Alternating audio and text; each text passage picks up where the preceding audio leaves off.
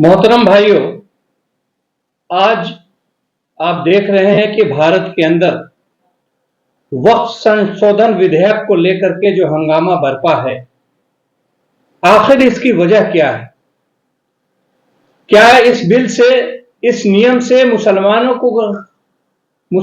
को कोई खतरा है? क्या वाकई में मुसलमानों की जमीनें छीन ली जाएंगी? जो वक्फ की प्रॉपर्टी है वो सरकारी प्रॉपर्टी हो जाएंगी?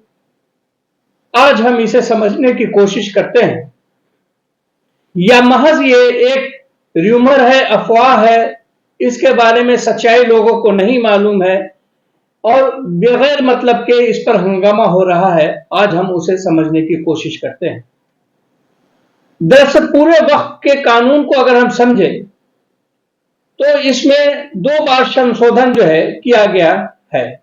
वक्फ संशोधन विधेयक 2025 जिसे अब कानून बना दिया गया है, इसमें 1995 में भी कई संशोधन किए गए थे, बदलाव किए गए थे, लेकिन 3 अप्रैल को राज्यसभा और 2 अप्रैल को लोकसभा में यह पास होने के बाद, राष्ट्रपति की मंजूरी मिलने के बाद यह अधिनियम कानून का रूप ले चुका है। अब आइए हम समझते हैं कि आखिर इस कानून में ऐसे क्या बदलाव हुए हैं जो मुसलमानों को नापसंद है। इसमें सबसे पहली चीजें अगर हम कुछ देखें तो ठीक है, कुछ चीजें इसमें बदलाव की गई हैं जो हो सकता है कि आपत्तिजनक ना हो, लेकिन इसमें 3-4 क्लॉज ऐसे हैं जिसपे न सिर्फ आपत्ति ही है, उससे हमेशा एक खतरा यह बना रहता है कि मुसलमानों के ऊपर एक नंगी तलवार हमेशा टंगी रहती है। वो प्रॉपर्टी सरकार जब्त करने की धमकी देगी और जब्त करेगी। लेकिन इसके अलावा एक बड़ा खतरा जो है वो यह है कि हर छोटे छोटे गांवों में सांप्रदायिक ध्रुवीकरण के लिए, आपस में नफरत पैदा करने के लिए, दंगे कराने के लिए इस नियम का इस्तेमाल किया जा सकता है और उनको अंदर जो है नफरत पैदा की जा सकती है। सबसे पहले अगर हम देखें कि इन 2 नियमों में कौन सी ऐसी बात है, वक्फ संशोधन अधिनियम की धारा 3 के अंतर्गत हम देखते हैं कि वक्फ संपत्ति पर दावे के नियम सख्त है। वक्फ बोर्ड अब बिना दस्तावेज और सर्वे के किसी जमीन पर दावा नहीं कर सकेगा। कोई संपत्ति वक्फ की है या नहीं, यह जांचने का अधिकार राज्य सरकार को दिया गया है। वक्फ बाय यूजर, ये एक ऐसा कानून है, ये ऐसा क्लॉज है जो मुसलमानों को हमेशा परेशान करेगा।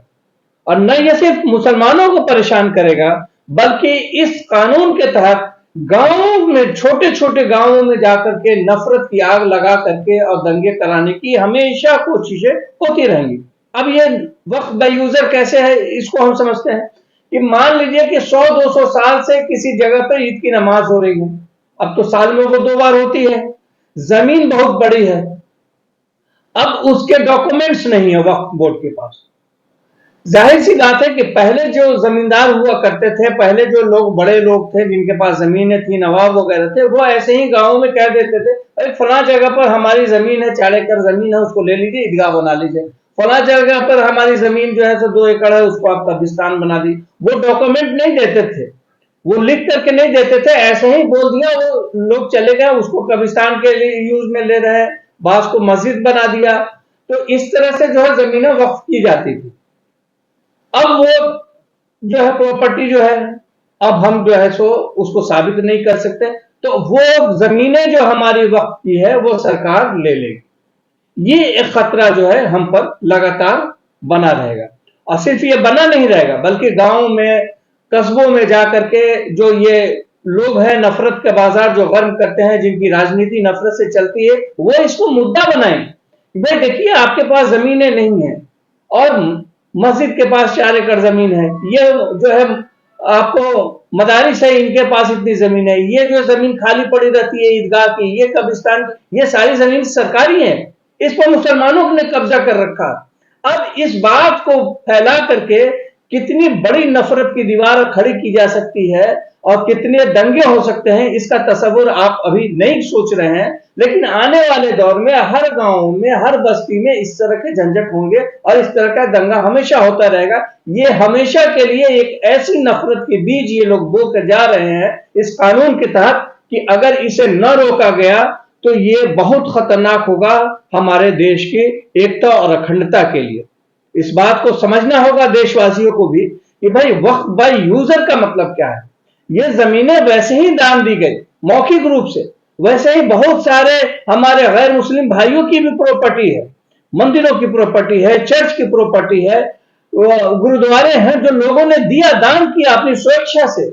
उसके कागजात बहुतों के नहीं होंगे। बहुत ही जमीन जो है किसी के 4 एकड़ किसी ने दिया, बोला कि ठीक है थोड़ा कम पड़ रहा है तो हमको जो है सो 2 एकड़ और हमारे उसके पीछे आप ले लीजिए, उसको कब्जा करके आप जो है सो बना लीजिए। तो इस तरह की बहुत सारी जमीनें हैं जो यूज करते हैं, ये वक्फ की हुई होती है और लोग अपनी स्वेच्छा से उसे दान दिए होते हैं। ये बात समझने के लिए दूसरी बात जो इसमें एक खतरनाक कानून के अंदर बात रखी गई है, वो रखी गई है प्राचीन इमारत के अंतर्गत।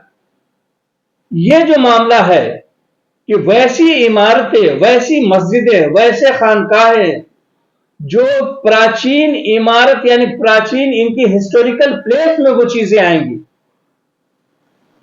उस जमीन पर, उस मस्जिद पर वक्फ का कब्जा नहीं रहेगा। अब वैसे अगर देखिए तो कई ऐसी चीजें हैं, कई ऐसी इमारत है मुसलमानों के पास जो उनकी अपनी मिल्कियत है, लेकिन उसको आप प्राचीन इमारत घोषित करके उन मस्जिदों से मुसलमानों को बेदखल कर देंगे, उन खानकाहों से, उन ईदगाहों से मुसलमानों को बेदखल कर देंगे। ये बड़ा सख्त नियम है। इससे जो है हमेशा मुसलमानों पर आप समझिए कि एक तरह से आफत लटकी रहेगी कि इसके अंतर्गत कभी भी कोई कार्रवाई की जा सकती है। वक्फ बाय यूजर के अंतर्गत अगर देखें तो जाहिर सी बात है कि ये तो पब्लिक को दी नहीं जाएगी। इस पर तो वो असामाजिक तत्व जो अपने समझिए जमीन के बड़े बड़े दलाल हैं शहरों में, वो देखेंगे भाई इतने अच्छे लोकेशन पे ये जमीन है, इसकी तो पेपर है नहीं, तो इस पर दावा करेंगे, कंट्रोवर्सी पैदा करेंगे और वो जमीन जो है कलेक्टर को पर दबाव बनाएंगे कि भाई ये जमीन दे दिया जाए। तो इस तरह से आप समझिए कि एक जमीन छीनने के लिए और दूसरा मुसलमानों को हमेशा हाशिए पर रखने के लिए ये काम किया जाएगा और देश में दंगे की स्थिति हमेशा बनी रहे और कभी भी दंगा भड़काया जा सके। इन नियमों का सहारा लेकर के ये दो काम हो सकते हैं। उसके अलावा जो बातें हैं वो बहुत ज्यादा, जैसे सदस्यों के नियुक्ति का अधिकार है, इसमें भी कुछ बदलाव हुआ है। इसमें ओबीसी से रखने की बात है, इसमें महिलाओं के रखने की बात है। तो महिलाएं तो इसमें न केवल वक्फ बोर्ड में पहले से सदस्य भी रही हैं, बल्कि इसके अलावा वो चेयरमैन भी रही हैं। बाज वक्फ बोर्ड की कमेटियों में महिलाओं का बड़ा किरदार रहा। ये कहना कि इस संशोधन में हमने महिलाओं को हक दिया, ये बिल्कुल गलत बात है। इससे पहले भी महिलाएं वक्फ बोर्ड में सदस्य रही हैं, न केवल सदस्य रही हैं बल्कि उसके चेयरमैन भी रही हैं। अब अगला पॉइंट अगर हम देखते हैं तो वक्फ बनाने वाला व्यक्ति कम से कम 5 साल से प्रैक्टिस का मुसलमान हो, इसको हम साबित कैसे करेंगे? ये आपने उसका क्या म्यार रखा है जिससे वो साबित करेगा कि भाई 5 साल से वो आदमी प्रैक्टिसिंग मुसलमान? भाई नाम से तो मुसलमान है, ये प्रैक्टिसिंग मुसलमान का क्या मतलब होता है? कौन सा हम इस्लाम का फॉलो करेंगे तरीका जिस पर आप हमको प्रैक्टिसिंग मुसलमान मानिएगा? तो ये वक्फ करने में भी हमको एक रोक लगाए जाने की बात है।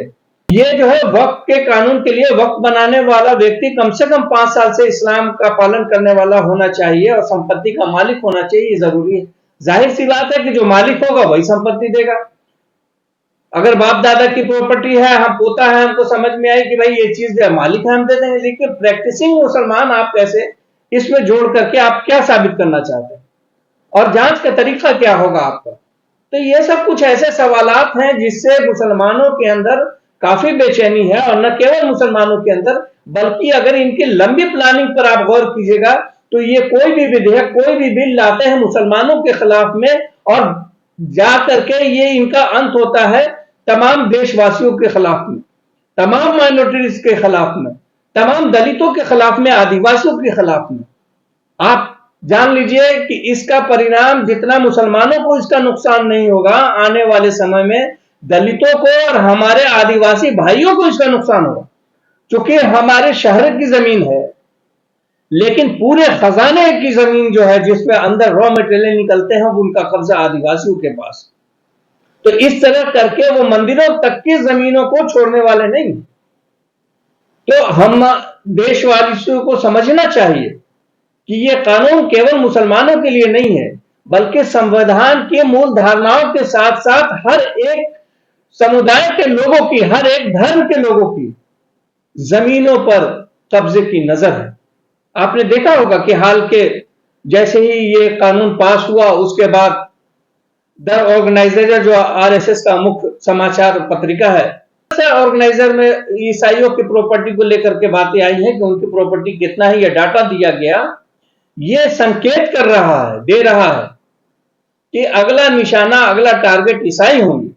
उसके बाद भारत में रहने वाली दूसरी माइनॉरिटीज हो सकती और होगी ही, चूंकि इनका इरादा हमेशा से नेक नियति का नहीं रहा। यह भलाई के बारे में नहीं सोच सकते हैं। आप देखिए, अगर ये मामला, अगर इसको क्योंकि देश को इन्होंने बर्बाद कर रखा।